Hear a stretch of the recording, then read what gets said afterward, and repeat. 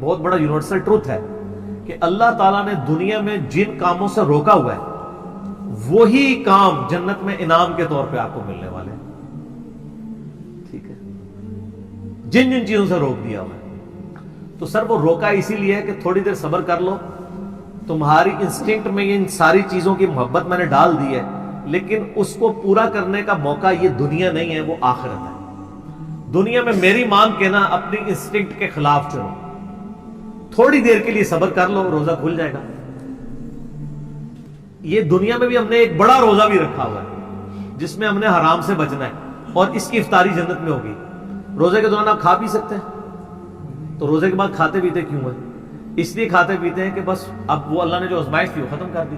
اس لیے کہ دنیا میں اللہ نے جن چیزوں سے روکا ہوا ہے یہ ساری چیزیں حلال ہو جائیں گی, لیکن یہ لال اس کے لیے ہوگی جس نے روزہ رکھا ہوگا, اسی کی افطار ہوگا. کھوجے کا تو نہیں ہوگا, اس کی تو پھیٹی لگ جائے گی. اسی میں کہتا ہوں دنیا آپ اللہ کی مرضی کی گزاریں, آخرت آپ کی مرضی کی ہوگی. اور اگر دنیا آپ نے اپنی مرضی کی گزاری پھر آخرت آپ کی مرضی کی نہیں ہوگی, پھر ولیعوذ باللہ تعالی اللہ کی مرضی کی ہوگی, جو اللہ کے وعدے ہیں اپنے پیغمبروں کے ذریعے کہ جو میرے نافرمان ہیں میں انہیں عذاب دوں گا. اللہم اجرنا من النار, اللہم اجرنا من النار, اللہم اجرنا من النار. سورہ آل عمران میں بھی ہے نا, زُيِّنَ لِلنَّاسِ حُبُّ الشَّهَوَاتِ مِنَ النِّسَاءِ, اور اس کے بعد کافی چیزیں اللہ نے گنوائی ہیں کہ اللہ تعالیٰ نے مزین کر دیا ہے انسان کے لیے, یعنی دنیا کی جو اٹریکٹفل چیزیں ہیں ان میں سے عورتیں ہیں, مال ہیں, بیٹے ہیں, سونا چاندی کے یعنی ڈھیر ہیں, اور نشان زدہ گھوڑے ہیں, برانڈڈ کاریں ہیں آج کل کے دور میں. تو یہ ساری کی ساری چیزیں اللہ تعالیٰ نے ان کی محبت ڈال دی ہے, لیکن یہ محبت اللہ کو کراس نہ کر دے, لمیٹڈ رہے. ان لمیٹڈ ہوگی جنت, جنت میں زندگی بھی ان لمیٹڈ ہے, نعمتیں بھی ان لمیٹڈ ہیں. یہاں تو پابندی ہے آپ کے اوپر چیزوں کی, تو یہ اللہ نے اس لیے رکھی ہیں کہ آپ کو جنت کی قدر ہی تب آنی تھی کہ جب آپ کے دل میں ان چیزوں کی طرف رغبت پائی جاتی ہو. اگر آپ کو پیاس ہی نہ لگے تو ٹھنڈے پانی کی رغبت کیا ہوگی؟ پیاس کے بعد ہی قدر ہے. تو دنیا میں اللہ تعالیٰ نے یہ ساری چیزیں جو اٹریکٹفل تھیں وہ رکھی, اس کے بعد اللہ نے آزمایا اس حد کو کراس نہیں کرنا, یہ حد کو کراس کرنے کا موقع تمہیں دوں گا اور ہمیشہ کے لیے دوں گا, بس تھوڑا سا روزہ رکھ لو, آخرت میں افطار کروا دوں گا. اور جب وہ افطار ہوگا تو پھر آپ جو مرضی کریں. قرآن پاک میں کئی جگہ ہے نا کہ جنت میں ہر وہ چیز ہے جو تم چاہو گے. صحیح بخاری مسلم میں حدیث ہے, جنت میں اللہ تعالیٰ بات ہے میں نے اپنے بندوں کے لیے وہ نعمتیں تیار کر رکھی ہیں جو نہ کسی آنکھ نے دیکھی, نہ کسی کان نے سنی, نہ کسی کے دل پہ کھٹکا گزرا. پھر نبی علیہ السلام نے سورہ السجدہ کی آیت تلاوت کی کہ میں نے اپنے بندوں کے لیے ان کی آنکھوں کی ٹھنڈک نعمتیں جنت میں چھپا کے رکھی ہیں. میں اکثر کہتا ہوں کہ انسان کے پاس سب سے بڑی جو خواہش ہے نا انسان کی, نمبر 1 یہ ہے کہ مجھے موت نہ آئے, نمبر 2 مجھے کوئی تکلیف نہ آئے, نمبر 3 میں بوڑھا نہ ہوں, ہمیشہ انجوائے کرتا رہوں ینگ ایج.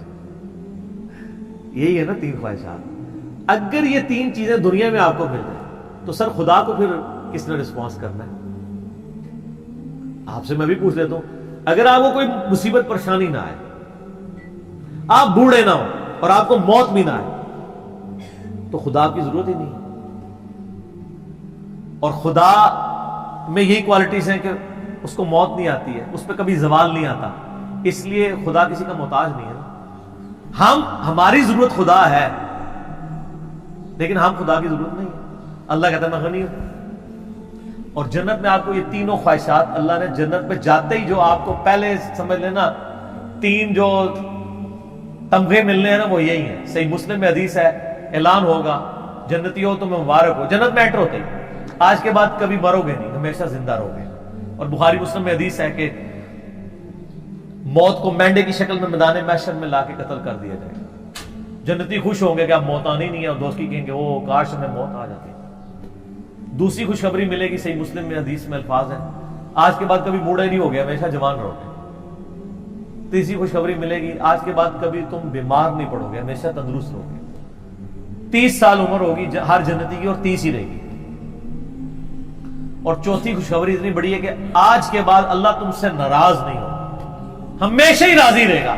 یعنی جنت میں جو مرضی کرو ناراضگی اللہ کی ہو ہی نہیں سکتی، کیونکہ جنت میں یہاں شراب حرام ہے، وہاں شراب جائز ہے.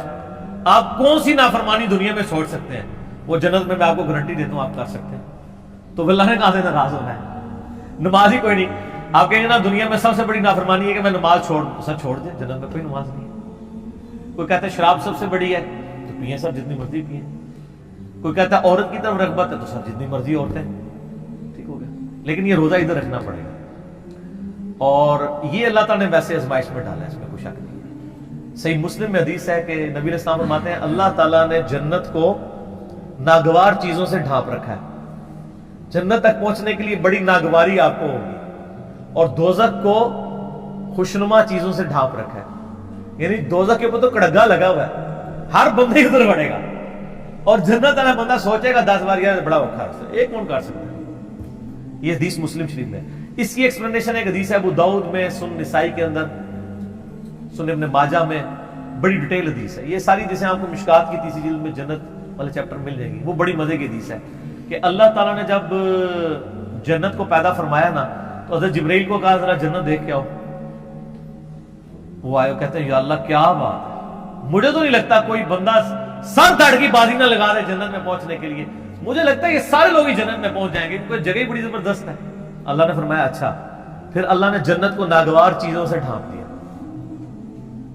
دنیا میں نمازوں کی مشقت، بیوی بچے ماں باپ کے ساتھ اس نے سلوک کی مشقت، حلال و حرام کے فرق کی مشقت، روزوں کی مشقت، کتنی مشقتیں ہیں، شریعت کی پابندیاں. اللہ نے فرمایا آپ جا کے ذرا جبرائیل دیکھو. واپس ہے، انہوں نے کہا اللہ تیری عزت کی قسم مجھے نہیں لگتا کوئی بندہ جنت میں پہنچنے میں کامیاب ہوگا، اتنی ہرڈلز رکھ دی ہیں تو نے. اللہ نے فرمایا اچھا آپ دوزخ کو دیکھو. دوزخ یہ کہتے ہیں یا اللہ تیری عزت کی قسم کوئی بندہ بھول کے بھی کوشش نہیں کرے گا کوئی ایسا کام کرے کہ ادھر آئے، تو بڑا عذاب ہے. پھر اللہ تعالیٰ نے دوزخ کو ڈھانپ دیا دنیا کی خوشنما چیزوں سے، اٹریکٹفل چیزوں سے، شہوات سے. کہا جبرائیل آپ دیکھو. دیکھ کے انہوں نے کہا یا اللہ مجھے نہیں لگتا کوئی بندہ دوزخ سے بچ پائے گا، کیونکہ ہر راستہ ہی دوزخ کی طرف لے جانے والا ہے، جتنے بھی اٹریکٹفل، جو ہماری انسٹنکٹ میں اٹریکٹفل. لیکن سب تھوڑا سا روزہ رکھ لیں سب کچھ ختم ہو جائے گا. صحیح مسلم میں حدیث ہے اللہ تعالیٰ دنیا میں جس نے یاشی کی زندگی گزاری ہوگی نا، قیامت والے دن اللہ تعالیٰ نا اس کو بلوائے گا اور کہے گا فرشتوں ذرا اسے ایک پھیرا لگاؤ نا دوزخ کا، کیونکہ دنیا بڑا کہا گیا ایک ہی پھیرا لگنا ہے. کہنے نا لوگ. سورہ فرقان میں اللہ تعالیٰ فرماتا ہے کہ دوزخ تھوڑی دیر کے لیے ہو یا زیادہ دیر کے لیے بڑی بری جگہ ہے رہنے کی. یہ مسلمان ہے جو بدماشی کے ساتھ کہتا خیر ایک پھیرا ہی لگے گا، اور حالت اس کی یہ ہے کہ موم بتی کے فلیم میں 10 سیکنڈ کے لیے یہ ہاتھ نہیں رکھ سکتا. اور بخاری مسلم کی حدیث ہے کہ آخرت کی آگ دنیا کی آگ سے 70 گنا زیادہ تیز ہے، اور جس کی یہ اوقات ہے کہ وہ دنیا کی آگ کے اوپر صرف ہاتھ نہیں فلیم کے اوپر رکھ سکتا، وہ آگ کے اندر جلنے کے لیے تیار ہو جائے. تو یہ کہانی صرف اپنے آپ کو کرائی نہیں ہے انہوں نے. دنیا میں کسی کہا جائے نا کہ فجر چھوڑنے میں فجر سے زور تک 10 بائی 10 کے ایسے کمرے میں آپ کو قید کیا جائے گا کہ جس میں 100 کوبرا سانپ ہوں گے، 100 بچھو ہوں گے، 100 اژدھے ہوں گے، لیکن ایک ہی پھیرا لگے گا ایک نماز کے پیچھے. فجر کے پیچھے فجر سے زور، زور کے پیچھے زور سے اثر، اور جتنے دنوں کی نمازیں ہیں اتنے دن لگے گا. کچھ سوچ سکتا ہے؟ اس لیے کہ ہم نے امیجن کیا ہوا ہے. دنیا نقد ہے نا، آخر میں کہتے خیر ہو یار اینڈ سے چھاڑ نہیں دے گا نا، کہانی ایڈا سوکھا کام نہیں ہے. اچھا وہ مسلم شریف کے الفاظ ہیں اللہ تعالیٰ کا ذرا اس کو لگاؤ نا دوزخ کا ایک پھیرا، جس نے دنیا میں بڑی عیاشی کی ہے. جب وہ پھیرا لگا کے آئے گا نا ایک پھیرا سے، اللہ پوچھے گا ہاں بھی کوئی دنیا میں خیر دیکھی تو نے؟ اور کہے گا یا اللہ تیری عزت کی قسم میں نے تو دنیا میں کوئی خیر کا ایک دن بھی نہیں گزارا. وہ پوری زندگی کی یاشی کافور ہو جائے گی ایک پھیرے پہ. پھر اللہ تعالیٰ ایک مفلس بندے کو بلائے گا جس نے دنیا میں حلال و حرام کی تمیز کر کے ڈر ڈر کے زندگی گزاری ہوگی. اللہ فرمائے گا فرشتوں ذرا اس کا حساب کتاب تو بعد میں کرتے ہیں، ذرا جنت کا ایک پھیرا لگاؤ. جنت کا پھیرا لگا کے اللہ تعالیٰ کہے گا دنیا میں کوئی مشکل، کہے گا یا اللہ کوئی مشکل نہیں، دنیا پوری تکلیف میں کاٹی ہوگی، لیکن وہ ایک پھیرا وہ ساری کی ساری دنیا کی تکلیف کو کافور کر دے. یہاں پہ بھی جو لوگ پوزیشن ہولڈرز ہیں، ٹھیک ہے، تو ہم خود بھی یعنی رہے الحمدللہ، یعنی اتنی محنت سے پڑھتے تھے انجینئرنگ یونیورسٹی میں، جب پوزیشن آتی تھی تو ہمیں اپنی وہ آج تو مجھے وہ راتیں بھی یاد نہیں ہیں جو ہم نے تکلیف کی کاٹی ہوئی ہے، بلکہ یاد بھی نہیں کہ کبھی جو ہے وہ پڑھائی لکھائی کر کے تو کدھر تک. کیوں جی عارف صاحب یہ میرے سینئر ہے نا یونیورسٹی میں، ان کو پتہ ہے کہ جو یعنی کتنا مشکل پڑھائی والا معاملہ ہوتا تھا. تو لیکن آج ہمیں یاد بھی نہیں ہے، کیونکہ جب اینڈ رزلٹ مل جاتا ہے نا آپ اس پرانی تکلیف کو بھول چکے ہوتے ہیں. یہی آخرت کے معاملے میں دنیا کی تکلیف کوئی تکلیف نہیں رہے گی. اس لیے مسلم شریف کی حدیث ہے کہ دنیا مومن کے لیے قید خانہ ہے اور کافر کے لیے جنت ہے. قید خانے میں تو یاشی نہیں ہوتی سر. قید خانہ اس لیے کہ آپ نے اللہ کی مرضی کے مطابق چلنا ہے. تو یہ واقعی حقیقت ہے کہ اللہ تعالیٰ نے آخرت میں ہر وہ چیز رکھی ہوئی ہے جس سے دنیا میں روک دیا. دنیا میں اس لیے روکا ہے کہ یہ وہ آزما رہا ہے آپ کو، آپ کے انسٹنکٹ میں اس کی محبت ڈال دی ہے، اٹریکشن ڈال دی ہے. اگر آپ کی اٹریکشن نہ ہوتی تو میرے بھائی آپ کو جنت میں انعام ہی نہیں تھا لگنا. پیاس ہی نہ ہو تو ٹھنڈے پانی کی قدر کیسے آتی؟ اور وہ پابندیاں لگا. اور سر اس حوالے سے میں آپ کو ایک آیت بتاتا ہوں. آیات تو سر اس کے اوپر اتنی ہے کہ میں گھنٹوں فی البدی بول سکتا ہوں. میرا مسئلہ نمبر 50 ہے، دنیا کی مذمت، رزق حرام کی مذمت، دنیا پرستی کا انجام اور اس کا علاج. وہ آپ اگر دیکھیں اس میں نے قرآن حکیم سے کراس ریفرنس پہ 11 آیات کور کی ہیں اور 17 حدیث بخاری اور مسلم سے، جن میں نے ایک آیت یہ سورہ الزخرف کی بھی کی تھی، جس میں اللہ تعالیٰ نے ایک بڑا عجیب و غریب قرآن میں، جب میں نے پہلی دفعہ آیت سنی تھی نا میں ہل گیا تھا کہ قرآن کس لیول کے اوپر جا کے چیزوں کو ڈسکس کرتا ہے. قرآن پاک میں چند حیران کن آیات میں سے یہ، اب آپ خود بھی حیران ہو جائیں گے آیت سن کے. سورہ الزخرف، زخرف کہتے ہیں سونے کو، گولڈ کو. اس کی آیت نمبر ہے 33 آنورڈ. اعوذ باللہ من الشیطان الرجیم. ولولا ان یکون الناس امۃ واحدہ، اگر اس چیز کا خدشہ نہ ہوتا کہ سارے کافر ہو جائیں گے. ہائے ہائے ہائے ہائے، دنیا میں اتنی اٹریکشن ہے کہ اللہ تعالیٰ کہہ رہا ہے مجھے خدشہ تھا کہ دنیا میں اتنی اٹریکشن ہے کہ سارے ہی میرے منکر بن جائیں گے اگر میں دنیا والا معاملہ جو ہے وہ اس طرح ایکسپوز کر دیتا. وَلَوْلَا أَن يَكُونَ النَّاسُ أُمَّةً وَاحِدَةً، اگر یہ خدشہ نہ ہوتا کہ ساری انسانیت ہی ایک واحد امت اللہ کی منکر بن جائے گی. لَجَعَلْنَا لِمَن يَكْفُرُ بِالرَّحْمَنِ لِبُيُوتِهِمْ سُقُفًا مِّن فِضَّةٍ وَمَعَارِجَ عَلَيْهَا يَظْهَرُونَ، ہم رحمان کے کفر کرنے والے لوگوں کے لیے، اللہ کے دشمنوں کے لیے، ان کے گھر اور ان کے گھروں کی جو سیڑھیاں ہیں نا وہ چاندی کی بنا دیتے، اور ان کے گھروں کی چھتیں چاندی کی بنا دیتے کہ بھی جو اللہ کو نہیں مانے گا اس کا پورا گھر چاندی کا یاشی کرے. تو سارے نے کہنا تھی یہی کریے. اللہ میں ہمیں یہ خدشہ تھا کہ ساری کافر ہو جاؤ گے. کسی نے چوپ دا روزہ نہیں رکھنا. آگے چلے. وَلِبُيُوتِهِمْ أَبْوَابًا وَسُرُرًا عَلَيْهَا يَتَّكِئُونَ، اور ان کے جو گھر ہیں، گھروں کے دروازے اور وہ جو ان کے تخت جن پہ وہ تکیے لگاتے ہیں، سب کے سب یعنی چاندی کے، وَزُخْرُفًا، اور سونے کے بنا دیتے ہیں. سونے چاندی کے مکان ہو جاتے ہیں لوگوں کے. جو کافر ہونے کا اعلان کرتا ہے نا ساتھ ہی اس کا مکان سونے کا بن جاتا ہے. ویسے آپ امیجن کر لیں آج جو لوگ یہاں پہ اپنا مذہب بدل کے دوسرے ملکوں میں جا کے پولیٹیکل اسائلم لے لیتے ہیں، ان سے یہ بعید تھا. اللہ تعالیٰ ہمارا اگر ہمیں یہ خدشہ نہ ہوتا کہ ساری کافر بن جاؤ گے تو ہم کہتے ہیں کہ جو کافر ہے اس کے گھر سونا چاندی کا، اس کی چھتیں، گھر سب کچھ یاشی کرو. وَإِن كُلُّ ذَلِكَ لَمَّا مَتَاعُ الْحَيَاةِ الدُّنْيَا، لیکن یہ سب نعمتیں دنیا کا متاع ہیں. وَالْآخِرَةُ عِنْدَ رَبِّكَ لِلْمُتَّقِينَ، آخرت یاد رکھنا صرف پرہیزگاروں کے لیے اللہ کے. دنیا میں تو نیک آدمی امیر ہو بھی سکتا ہے، غریب بھی ہو سکتا ہے، مفلسی کی زندگی بھی ہو سکتی ہے، یاشی کی زندگی بھی ہو سکتی ہے. آخرت میں ایسا نہیں ہے. اس لیے میں کہتا ہوں آخرت آپ کے اختیار میں ہے، دنیا اللہ کے اختیار میں ہے. دنیا سے مراد جو آپ کی ڈیسٹنی میں معاملات ہوتے ہیں، آخرت اللہ کے جو رکھی ہے وہ آپ کے اختیار میں رکھ دی ہے. آپ آخرت کامیاب کروا سکتے ہیں. دنیا میں کوئی کتنی محنت کر لے الٹیمیٹلی ناکام تو ہو سکتا ہے نا وہ، لیکن دنیا میں آپ اللہ کے لیے محنت کر لیں، میں آپ کو گارنٹی دے دوں کوئی ناکامی نہیں. اللہ تعالیٰ نے قرآن پاک میں کئی جگہ فرمایا کہ اللہ تعالیٰ وعدہ خلافی نہیں فرمائے گا. مومنین کے ساتھ جو اللہ تعالیٰ نے وعدے کیے ہیں وہ وعدے پورے کرے گا. اللہ تعالیٰ پیغمبروں کو، ان کے ماننے والوں کو قیامت میں رسوا نہیں ہونے دے گا. ٹھیک ہے، تو سر آخرت آپ کے ہاتھ میں بنائیں، مایوس نہ ہو. مایوسی سے جو چیز آپ کو چھڑواتی ہے وہ اللہ کا تصور ہے. دنیا میں کوئی ناکام بھی ہو جائے، فٹ پاتھ پہ لاوارث لاش اس کی پڑی ہو، کوئی دفنانے والا نہ ہو، کوئی فرق نہیں پڑتا. اگر اس نے اللہ کے لیے زندگی گزاری ہے تو وہ جنت میں پہنچ چکا.